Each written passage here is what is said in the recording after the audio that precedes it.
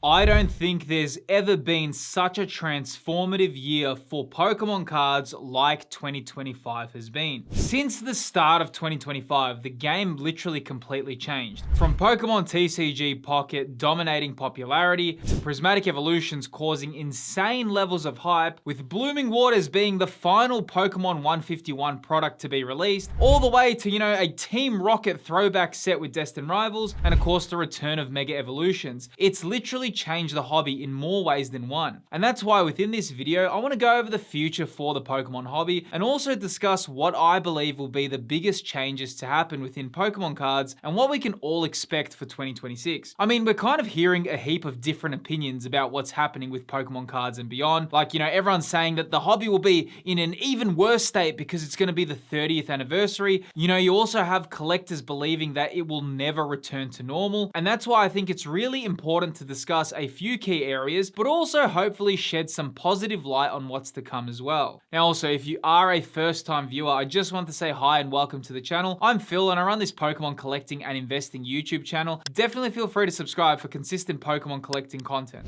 One area I'm really confident will happen within 2026 is expect yet another hype wave to come around. Now yes, I know what you're thinking, whoa, Phil, another hype wave? We're still in one, dude. But I'll explain in a moment why this one will be better for product availability, and I'll talk about that in a moment, but the reason why I'm thinking we will have another hype wave is because of Pokemon's 30th anniversary. So obviously Pokemon's 30th anniversary will be coming in 2026, and this has been predicted for a long time. Now, there's actually two ways this can go.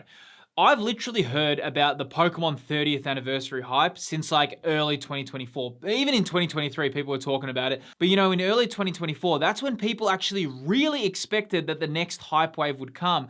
No one predicted that Pokemon TCG Pocket would actually be the thing that sets the next Pokemon hype wave, right? I feel the 30th anniversary is a key integral part for Pokemon, and obviously, that's a very easy marketing event to bring a lot of people back into the hobby. Though here's also a reason why it may not happen as well. Because everyone's expecting it, and because you have everyone anticipating it, and because Pokemon know how much Pokemon cards are in demand, maybe there will be a scenario where it's not as popular as a lot of people are thinking, because you need to remember, right, the whole hype wave that came from Pokemon TCG Pocket was a little bit blindsided from Pokemon, right? They didn't realize that, hey, all these people that are collecting Pokemon TCG Pocket, well, guess what? A huge chunk of these people are going to now transfer over to the physical TCG. I don't think Pokemon really anticipated that connection point. Though with the 30th anniversary, I think they're in a much better position, and seeing as they know how many people are loving Pokemon cards at the moment, I think they're already planning what's to come from today.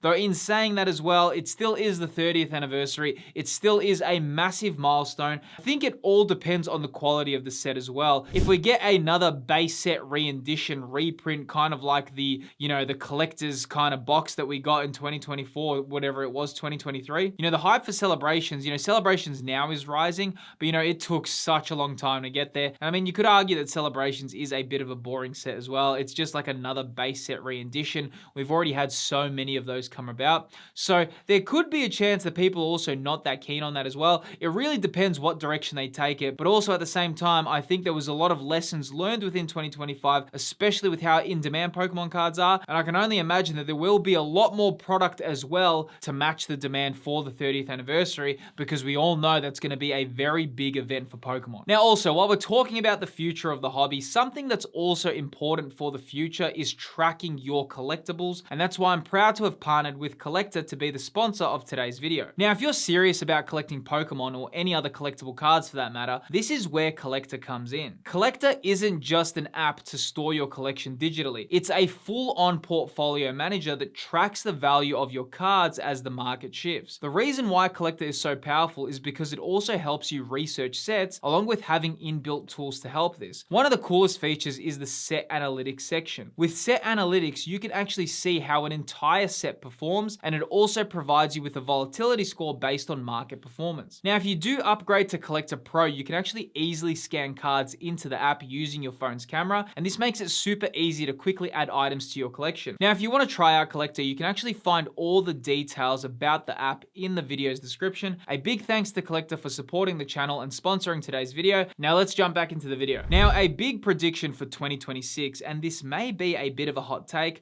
but expect a lot of Scarlet and Violet era sets to close the gap between Sword and Shield sets. Sword and Shield took a long time to grow, but now they're on their own way and they're just rising, beyond belief, right? Though I think Scarlet and Violet literally has a rocket underneath it right now with how in demand the era was. Obviously, we're having a new Mega Evolution era come about. We can see that with Pokemon Legends EA, and there's going to be a lot of hype for, the Mega Evolution sets and what's to come, especially within 2026. Though, why I think Scarlet and Violet era sets will be very interesting is because so many people were introduced to this era and so many people made their connection points with the Scarlet and Violet era. Now, I don't think that a lot of Scarlet and Violet era sets will overtake Sword and Shield sets for the time being, but I actually expect them to really get close to closing the gap. I mean, take Silver Tempest, for example. Sure, it's a cool set, but when you really look at the cards inside the set, I'd probably say that the Lugia V is one of the only cards that a lot of collectors would be chasing in that set. Though when you take something like Destined Rivals, for example, with all the amazing chase cards and all the amazing illustration rares as well, you can really see how that gap can slowly close out. Now, I do think Sword and Shield era had its own unique flair because, that was the era that really put Pokemon on another level, and then Scarlet and Violet literally just doubled whatever Sword and Shield had and said, hey, you know what? Pokemon cards are in demand, but we're going to make them even more in demand, believe it or not, with Scarlet and Violet. So I do think within 2026, we're going to actually see a lot of sets close the gap, though with given how in demand Scarlet and Violet has been, I think it's going to be really cool to see what happens. Now, another prediction for 2026 is expect a new rarity to enter the scene. Now, this one isn't going to be a big prediction, but I would say the biggest rarity jump that we had was the introduction of special illustration rares. Then, of course, we had like a few more rarities enter the Scarlet and Violet era.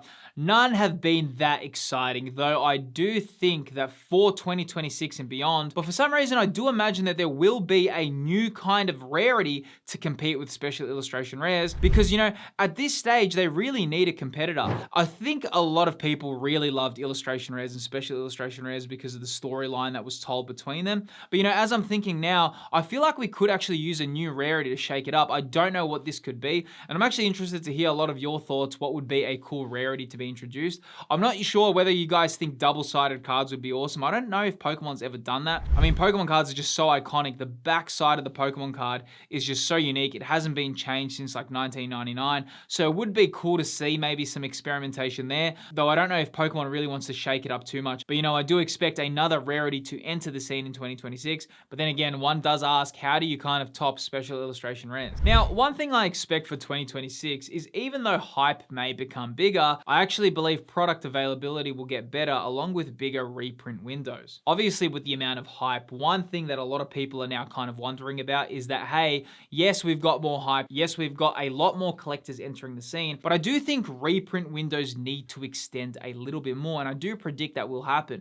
Right now, like I said, and I've mentioned it a lot, is I don't even think we need that many new sets. I think we could really use us catching up on older sets. To me, I kind of feel like with every new set that releases, I kind of feel like I'm missing out at this point because I don't even have time to digest the current sets. If you don't buy a new set when pre-orders literally get announced, it's very unlikely you're going to get it for retail price. You can still get it, but you're going to be paying even more than retail price. I think 2025 has been a year where it's been quite challenging for Pokemon in a lot of ways because this newfound demand. But also, I do think coming into 2026, they're going to be more aware of this, and hopefully a lot of us have extended reprint windows. I do think a lot of sets that are still in demand for Scarlet and Violet are going to be reprinted, especially the later Scarlet and Violet era sets. That's my own prediction. But, it's going to be interesting with 2026 because all you need is one set to be, average or below average, and it could really reshift a lot for the hobby. I think we could really use a set that is very average to help kind of just calm down the hobby a little bit, because I remember when Shrouded Fable released, that really did take a little bit of a brake pedal in the hobby, and it helped people not get so bullish every time a set released. They didn't just overspend too much, but also right now there's so much momentum in the hobby as well. So many people are entering as well, so it's going to be interesting to see what happens. Now, another prediction is expect a lot of singles to tank in price. I mean, right now it feels like singles just climb endlessly in value. I mean, that's not really the case, but for some reason it just feels like that. Though I think in 2026 we will see a lot of cards calm down because,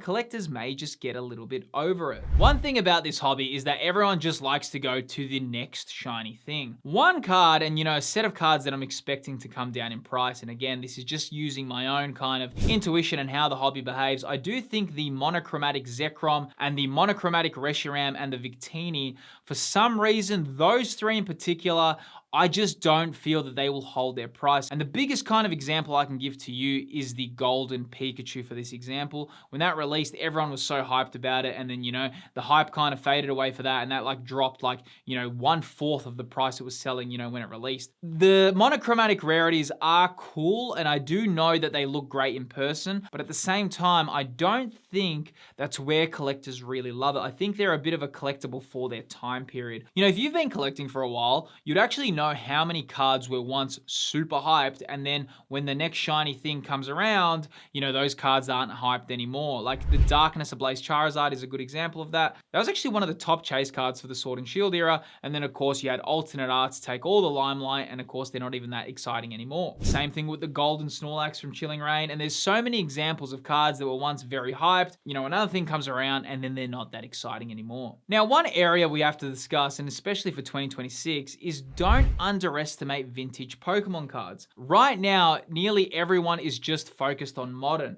but vintage has a place and it shouldn't be forgotten. I think at this stage, collectors are kind of deciding, hey, do we just want to focus on modern? Is vintage not that interesting? But in 2026, there may be a chance that some vintage cards spike again. We did see in 2025 the resurgence of Mega Evolution Pokemon cards. Now, this was really interesting because, Mega Evolution Pokemon cards were very affordable prior to this. Now, if you don't know why Mega Evolution cards spiked in price, it all has to do with Pokemon Legends ZA. As soon as people found out Mega Pokemon were returning to the games, a lot of people already foreshadowed they would return to the TCG. And of course, once the TCG officially announced there would be Mega Evolution Pokemon returning, that's when the big hype started building again. And of course, people went back to Mega Evolution Pokemon cards. But then again, vintage could have little pockets where it kind of gets a resurgence, and it just depends on what happens with Pokemon's gaming future. One thing you need to remember about the Pokemon TCG, it's all linked with the Pokemon video game. So whatever happens with the games in the future, or if there's something more interesting that happens with gaming in general, for Pokemon that is, then it will just slowly naturally spill into the TCG. But of course, we have to see what happens and what happens with 2026 and beyond. But with all these things said, it does bring up a lot of questions relating to the common mistakes that can happen within this hobby. And I actually revealed the 4 biggest Pokemon collecting mistakes in this video on screen here. Within this video appearing on screen, I do a huge deep dive into the Pokemon hobby and what you need to avoid. If you enjoyed this video, click the video that's currently appearing on screen. I appreciate you watching the channel. Don't forget to subscribe, and I'll see you on the next video.